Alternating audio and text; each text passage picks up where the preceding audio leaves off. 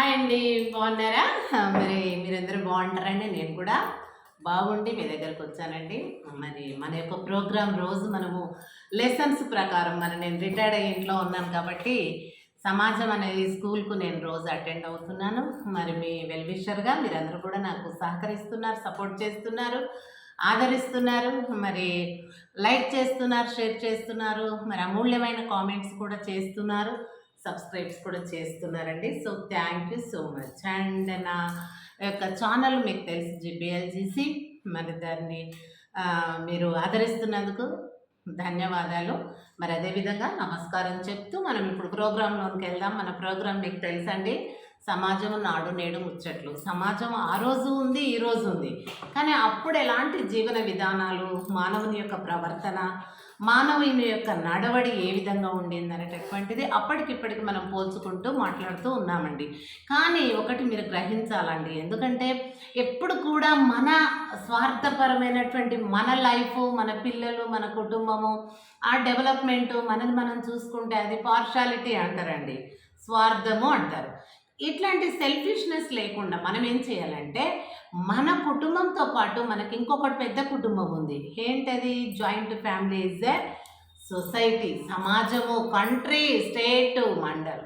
కాబట్టి ఇటువంటి దాంట్లో మనం కూడా పాత్రదారులమే. కాబట్టి ప్రతి ఒక్కరి పాత్ర దీంట్లో ఉండాలండి. ఏ ఒక్కరున్నా అది త్యాగం చేసినా కూడా దానికి ఫలితం ఉండదు. ఇప్పుడు ఎంతోమంది తెలంగాణ కొరకు చనిపోయారు, శ్రీకాంతాచారి అలాంటి వాళ్ళు. ఏదైనా ఒక బలి జరిగితేనే దానికి రియాక్షన్ అనేది ఉంటుందండి మన ప్రభుత్వాలు.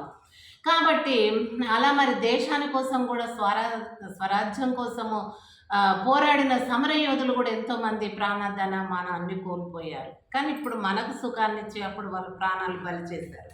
ఈ విధంగా ఏ మార్పు సమాజంలో రావాలన్నా బలి అర్పణ కోరుతుంది. ఏది? సమాజం. సమాజం అంటే ఏంటిది? మానవుడు. మానవుడు అంటే దేశ సంపద. కాబట్టి మనకు ఎప్పుడే కానీ ఈ సెల్ఫిష్నెస్ అనేది కానీ, ఈ స్వార్థం అనేది కానీ, తన స్వంతగా తన వ్యక్తిగతంగా అంత ఉండాలా అనడానికి ఇది రాజకీయం కాదండి. కింగ్డమ్స్ ఉంటే అప్పుడు కింగ్స్ ఉన్నారు రూల్ చేయడానికి, ఎంపైర్స్ ఉంటే ఎంపరర్స్ ఉన్నారు. కానీ ఇప్పుడు సామ్రాజ్యాలు లేవు, మరి చక్రవర్తులు లేరు, రాజ్యాలు లేవు, రాజరికం లేదు, రాజులు లేరు. మనం ఏం చేస్తున్నాం ఇప్పుడు? స్వయంగా మన దేశాన్ని మనమే పరిపాలన చేసుకుంటున్నాం. మనం పరిపాలన చేస్తున్నాము అని అంటే ప్రతి ఒక్కరం గద్దె కూర్చొని, సింహాసనం మీద కూర్చొని నేనే పరిపాలన చేస్తాను, నాకు వచ్చింది నేను, నీకు వచ్చిందో అట్లా ఇప్పుడు 140 కోట్ల ప్రజలు అందరూ చేస్తారండి. మరి ఇక పాలింపబడేది ఎవరు? అందరూ పరిపాలించేదైతే పాలితులు ఎవరు ఉంటారు?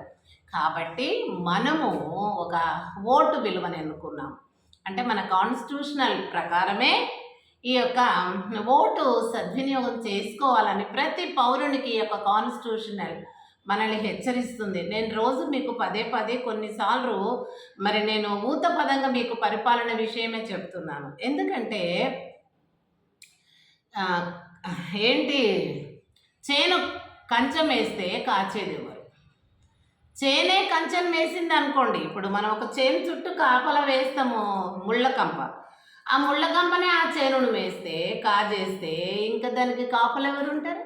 అట్లా మన దేశం అనేటటువంటి పంట పొలానికి ఈ యొక్క అది ఇంత సువిశాలమైనటువంటి దేశానికి కాపల ఎవరండి? రాజకీయం. నేను చదివింది పొలిటికల్ సైన్స్, మీకు తెలుసు, నేను చెప్తూనే ఉంటా. సాంఘిక శాస్త్రం అంటే ఇంటర్లో 10th వరకు అయితే అన్ని సబ్జెక్టులు ఉంటాయి, 6. 10th ఇంటర్కి పోయినాక Telugu second language, first language Sanskrit అలా తీసుకున్నాను. హెచ్ఈసి తీసుకున్నాను. హెచ్ఈసి అంటే మీకు తెలుసు, హిస్టరీ, కామర్స్ అండ్ సివిక్స్ తీసుకున్నాను. దాని తర్వాత డిగ్రీలో ఎస్పీపీ తీసుకున్నా, అంటే sociology, political science, public administration. ఈ సోషాలజీ ఏం చేస్తుంది? సమాజం మొత్తం, విస్తృతమైన సమాజంలోని మార్పు చేర్పులను, విధానాలను, జీవితాలను తెలియపరుస్తుంది సోషాలజీ. అదేవిధంగా పొలిటికల్ సైన్స్ ఏం చేస్తుంది అంటే రాజకీయ వ్యవస్థ, న్యాయ ప్రకారంగా నడవాలి, నీతి మార్గంలో నడవాలి. అప్పుడే దేశం బాగుంటుంది, ఔన్నత్యంగా ఉంటుందని చెప్పేదే పొలిటికల్ సైన్స్. మనం దాన్ని తెలుగులో రాజనీతి శాస్త్రము అంటాం. అంటే అర్థం ఏంటి? రాజ్యము అనేటటువంటికి నీతి అనేది కిరీటం. రాజ్యానికి నీతి ఏంటి? కిరీటం అనమాట, క్రౌన్ లాగా ఉంటుంది అది. మన దేశానికి నీతి అనేటటువంటి క్రౌన్ కావాలి, పెట్టాలి అని అంటే మరి అప్పుడు స్వరాజ్య పోరాట యోధులు ఎవ్వరు లేరు, అమరులైనారు. మరి ఇప్పుడు నాటి బాలరే రేపటి పౌరులు కాబట్టి మన పిల్లలు, మన మనవాళ్ళు, మనవరాళ్ళు, ఆడ మగ భేదం లేదండి. అందరికి ఒకటే బ్రెయిన్ ఉంది, అందరికి తెలివితేటలు ఒకరి మించి ఒకరు ఉన్నాయి. కాబట్టి ఇప్పుడు టెక్నాలజీ బాగా డెవలప్ అవుతుంది కనుక అన్నీ కూడా పిల్లలు మరి ఆకాశాన్ని అందేటంత తెలివి పరులుగా ఉంటున్నారు. మరి వాళ్ళకి మనం ఛాన్స్ ఇవ్వాలి. కనుక ఇప్పుడు ఎలక్షన్స్ దగ్గర వచ్చినాయండి. ఎలక్షన్స్ మీకు సాధారణంగా చెప్తాను, భూమి చుట్టూ మరి గాలి ఆవరించబడి ఉన్నది కాబట్టి భూమి మీద ప్రతి సజీవి అంటే సజీవులు అంటే ప్రాణంతో ఉన్న ప్రతిది కూడా జీవించగలుగుతుంది. భూమి గాలి చేత చుట్టబడి లేకుంటే భూమి నిర్జీవంగా ఉండేది, రాళ్ళలాగా, కొండల్లాగా. వాటికి చలనం ఉండదు, మాట ఉండదు, ఏది ఉండదు కదా, అలా ఉండేది. మనం నిర్జీవులం కాదండి, సజీవులం. సజీవులం ఎట్లా అవుతున్నా ప్రాణవాయువు పీల్చుకుంటున్నాం, మనము కార్బన్ డైఆక్సైడ్ వదిలేస్తున్నాం. కాబట్టి ఈ యొక్క ప్రాణవాయువు అనేటటువంటి గాలి భూమిని చుట్టుకొని ఉంది కాబట్టి దాని ద్వారా మనం జీవిస్తున్నాం. మరి ఇటువంటిది దేశానికి భూమికి గాలి చుట్టుకొని ఉన్నట్టు, ఆవరించబడి ఉన్నట్టు మన దేశానికే కాదు ప్రతి దేశానికి రాజకీయం కూడా ఆ విధంగా గాలి వంటిదే. వాతావరణము అంటే వాయువు చేత చుట్టబడి ఉంది కదా భూమి, అట్లాగే రాజకీయం చేత చుట్టబడి ఉంది ప్రతి దేశము, అలాగే మన దేశం కూడానండి. కనుక దయచేసి మీరు ఈ యొక్క పాలన విధానాన్ని చాలా మనసుకు ఎక్కించుకోవాలండి. మనము ఇంటి దగ్గరకు నేను రిటైర్డ్ అయినా, అలాగే కొంతమంది చిన్నపిల్లల తల్లులు ఉద్యోగానికి వెళ్ళలేరు, లేకుంటే పొలం పనులకు వెళ్ళలేరు, లేబర్ పనులకు వెళ్ళలేరు.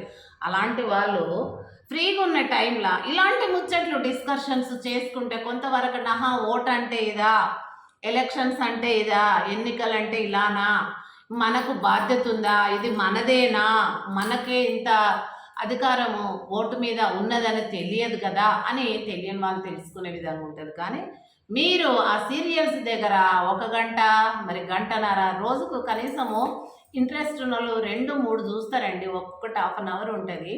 అట్లా 3 చూసినా కానీ 3 అర్ధగంటలు, గంటన్నర మనం దానికి వేస్ట్ చేస్తున్నాం. దాంట్లో ఏం మంచి ఉంటుందండి? మీకు తెలుసు, కుళ్ళు కుతంత్రాలు, అత్తకు కోడలకు, కోడలు వెనకలు అత్త చేస్తుంది, అత్త వెనకకెళ్ళి కోడలు, మరి తోటి కోడలు ఒకరికొకరు మంటలు పెట్టుకుంటుంటారు, పగలు అన్నదమ్ములకు పెడతారు, అందరిని విడగొడుతూ. ఏంటి అది చూసి మనం నేర్చుకోవాలన్నా అలాంటివి? అవి వెనకట లేవండి మాకు. ఫ్రీగా మేము ఫ్రీ బర్డ్స్, పక్షులు ఎలాగో అలా బ్రతికాము. కాబట్టి అవన్నీ వింటుంటే చూస్తుంటే చాలా బాధాకరము. కాబట్టి మనకు అవి అనవసరము. మన దేశ బాగోగులు మనకు అవసరం కాబట్టి మన కుటుంబం ఒకటే చూసుకోకుండా కుటుంబంతో పాటు మనకి ఏంటి మన సమాజం అనేటటువంటి దేశం ఉంది. ఈ దేశానికి మనం చూసినట్లయితే ఏంటండి చెప్పండి? ఫస్ట్ గ్రామము అంటే from village to step by step parliament and ఏంటి పిఎం వరకు అనమాట, పార్లమెంటు వరకు. అందులో ఎన్ని ఉంటాయండి? 6 స్టెప్స్ ఉంటాయి. ప్లీజ్ అంటే listen to me, I request. కాబట్టి నేను ఏం చెప్తున్నా, 6 మెట్లు ఉంటాయి. 1 గ్రామము, 2 గ్రామము గ్రామ పరిపాలన, 2 ఏముంటుంది మండల్ పరిపాలన, 3 జిల్లా పరిపాలన, 4 ఏముంటుంది రాష్ట్రము రాష్ట్ర పరిపాలన. మరి ఇంకా ఎక్కడన్నా మిస్ అయ్యానా? గ్రామము 1, మండల్ 2, తర్వాత జిల్లా 3, తర్వాత 4 మరి రాష్ట్రము, తర్వాత 5 దేశము. కదా.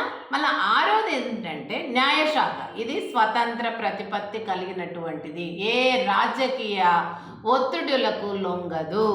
కాబట్టి ఈ స్టెప్స్ మీరు గుర్తుపెట్టుకోండి. దయచేసి నేనేం చెప్తున్నాను అంటే వీటి గురించి మీకు వివరించి చెప్తా, దయచేసి మీరు వినండి. ఎందుకంటే మీరు ఓటు వేసుకునే ఇప్పుడు అవకాశము, మళ్ళీ ఎలక్షన్స్ వస్తున్నాయి కాబట్టి మనం తరోగా ప్రిపేర్ అయి ఉంటేనే వాటిని ఏం చేయాలి, ఎవరిని ఎన్నుకోవాలి, ఎలాంటి క్యాండిడేట్స్ని మనం ఎన్నుకోవాలా, మన సెలెక్షన్ ఏంటి, మన ఓటు వాల్యూ ఏంటి అనేది మనము తెలుసుకోవడానికి అవకాశం ఉంటుంది. Please listen to me and next class.